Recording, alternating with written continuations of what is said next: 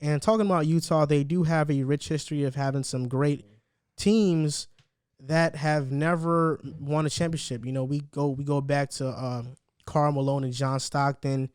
They were a great team that never won a championship. Michael Jordan. Exactly, because of Michael Jordan. Then we go back to the 2000s era with Darren Williams, Carlos Boozer, Andre Karolinko, Mehmet Okur. Paul Millsap. Yeah, Paul Millsap, a young Paul Millsap. Yes, sir, They Boozer? had Kyle Korver. Yeah, Darren they Williams? had Kyle Korver. Bruiser. Yeah, so Good they team. Utah Jazz, they've had some really good basketball teams. Just no ring. And Good then franchise. I remember in the early 2010s when they had the core of Al Jefferson and Millsap, and that was their I remember both Big go-to Al. guys. Big Al was good. Yeah. So Utah has had some really good teams, but that they've never been able to get over the hump. But I gotta say, this year feels a bit different because of how wide open the West is and how great Utah is playing basketball right now. I thought the one thing that might have deterred them a little bit was Donovan Mitchell's ankle injury, but He looks fine. since he's come back, he's been awesome. I mean, in the playoffs, he's averaging 28.5 points per game, 7.8 assists per game, coming off an injury, and Dylan Brooks has been his primary defender. And Dylan Brooks is one of the better perimeter defenders in the NBA, and Donovan Mitchell has been killing him. Yeah. He's been It's over. killing He killed him. him. In the first half of Game 5, He set he tone. took over the game. Set immediate He tone. took over the game, and he dominated them. Mitchell had 30 and 10. That's crazy. Gobert had 23 and 15. Royce and Bojan had 17, and Clarkson had 24. And Jordan Clarkson, post All-Star break, he's been super inefficient. Yeah. So if they can get that first half Jordan Clarkson where he's hitting at a 40% clip from three, or at least 36 to 38%, I mean, this Utah Jazz team looks really scary. And fun fact, this is not a maybe. This is Okay. actually a fact. Donovan Mitchell ranks 4th with 27.4 points per game amongst active players with a minimum of 25 playoff games played. He's only behind Durant, LeBron, and Anthony Davis in that. No, So there's he's- no surprise. yeah, so Big time playoff player. He is a primetime player, and somebody posted this on Twitter. They tweeted this, and it made me think.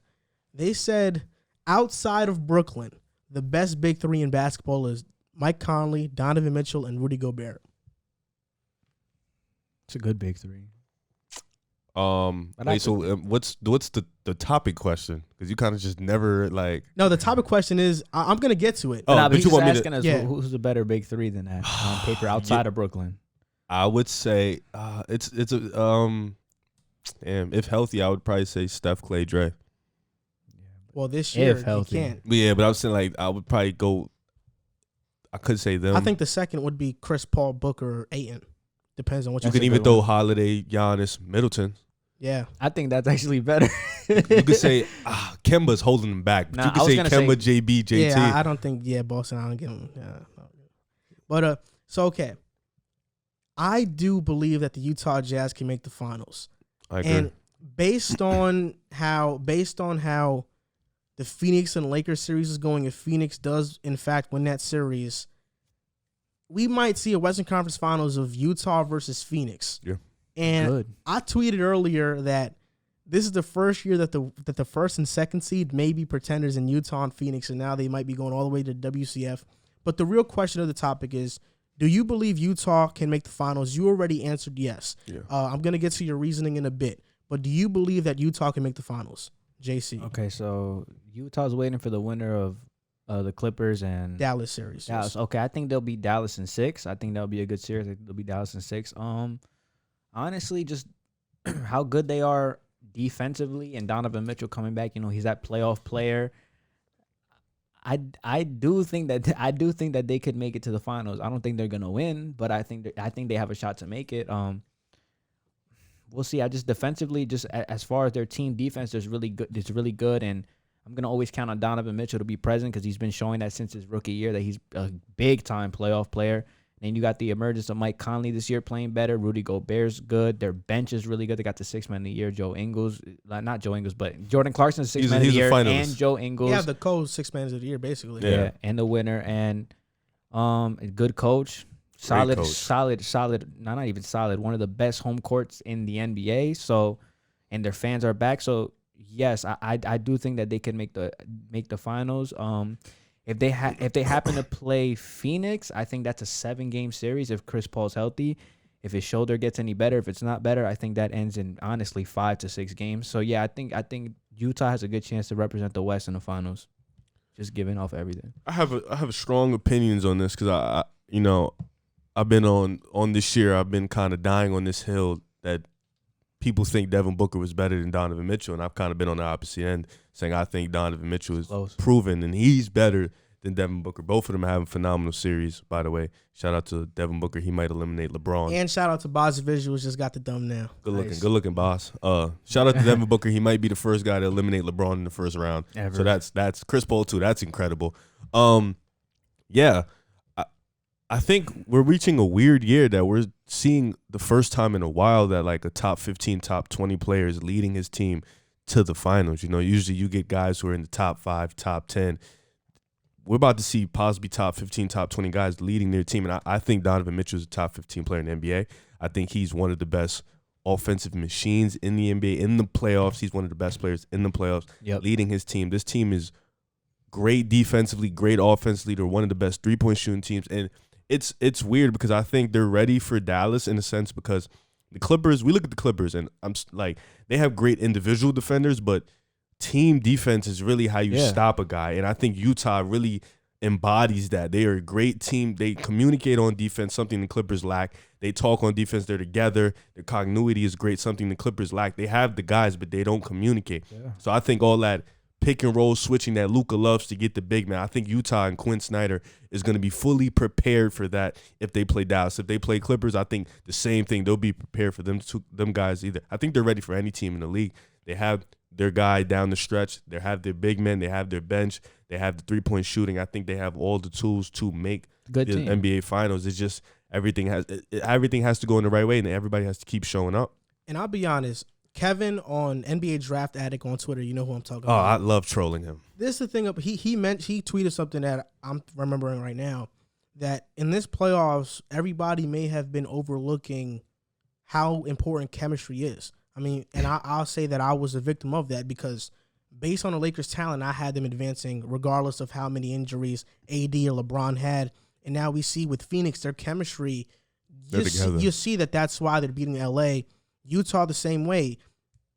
Some people may pick the Clippers because of their two guys, their talented guys in Kawhi and PG. Some may even pick Dallas because of Luka, but Utah they have probably the best chemistry in the NBA out of any team. They've been together for a minute. They have the best chemistry in the NBA, and that matters. And he tweeted that it matters, and at the time I was like, I just shrugged it off. But now coming to what's happening now, that's exactly right. And I think Utah, because they have the best chemistry in the NBA, everybody knows what their defined role is. You see games where they can just dominate teams. Memphis gave them a fight. A couple games. Game 1, they beat them. Game 2 was a fight. Then as the series went on, it was wraps. Utah started really taking control and dominating that series. When a team beats you in 5, it's because they're just better. They're just better than you. That's it. 6 is a little bit like that. 7, it depends on how the 6 goes. Yeah, it really depends. And I think Utah can make it to the finals. And it's crazy that before the season started, nobody really thought Utah could be doing what they were doing. I thought they would be a middle of the pack. We had a guy right here who said they wouldn't even make the playoffs. Yeah, JC didn't, but Jack said they wouldn't make the playoffs. Jack said they wouldn't even make the playoffs. I always thought they were a playoff lock. Yeah. Wait, for the longest I've been on the Utah bandwagon. No, not you. It was Jack. No, I'm just saying, even last year, I thought they had a chance to make the WCF. Donovan fans for life. I mean, yeah, you're the biggest Donovan Mitchell fan. My second favorite player. What? I mean, I feel like he's a bigger Donovan Mitchell fan than you. Yeah, really, he's like my top 2 favorite player. I've been die hard since the trenches. I almost made you hate him how much I was gassing him. Yeah, but I've been here since the trenches, though. Me too. We both been here. You wasn't here. You was here draft day. Yeah, draft day. I was here before draft day. You sound like somebody. He's my second favorite player. You sound like somebody putting somebody onto a musical artist, man. It gets annoying. Or putting somebody. Put him on John Moran. It's fine. Everybody always wants to get credit for putting somebody on. He did though. He did. He put me on. Thank you for paying homage. You like PJ Tucker? PJ Tucker is better than your franchise. What?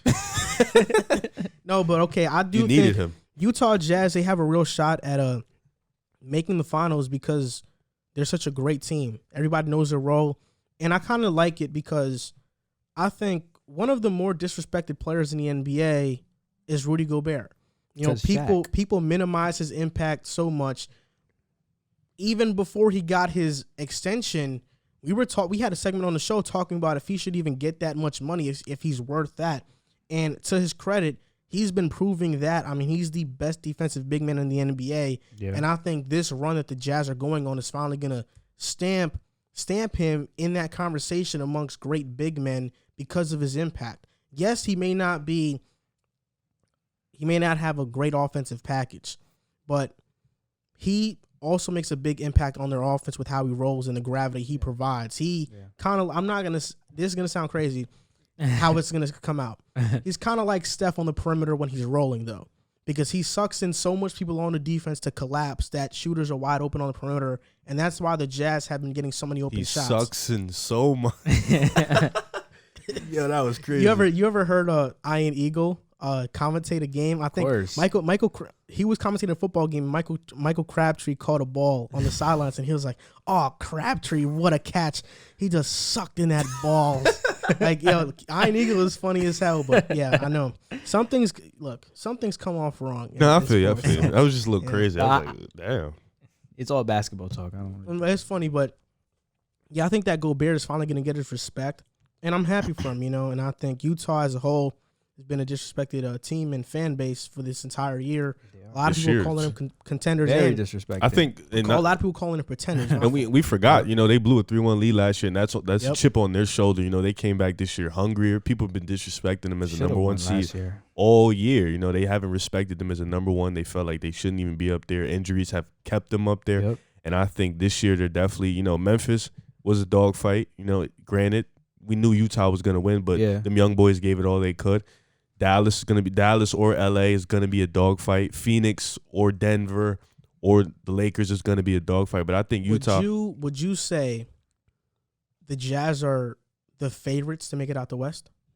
It doesn't feel that way towards like the majority of the fans. I honestly think. I'm just saying your opinion. Your guys' opinions. I think they should be the favorites to come out the West right now. I think with both LA teams in a deep hole right now, got to win 2 straight. With Dallas being too Luka reliant, Phoenix, they having Chris Paul and Devin Booker. But Chris Paul, injury. You never know, he can go down. I think Utah definitely has to be the favorite. I didn't even think if Chris Paul was healthy, I still think Utah would beat Phoenix. But I think Utah has to be the favorites right now. But if they go play Brooklyn in the finals, it's going to be funny. You have Brooklyn in 5. What about if they face Milwaukee? 6, 7. Milwaukee in 7. Bucks. I mean, 6, I said 7. That. I think that whoever wins the Bucks-Nets series wins the finals. Imagine Donovan Mitchell beats the Bucks. That would be crazy. But he got to go shoot up the list. But JC, you think the Jazz are on some D-Wade stuff pretty much soon? He is kind of like a D-Wade clone. Yeah. What happened? JC, you think the Jazz are favorites to make it out the West?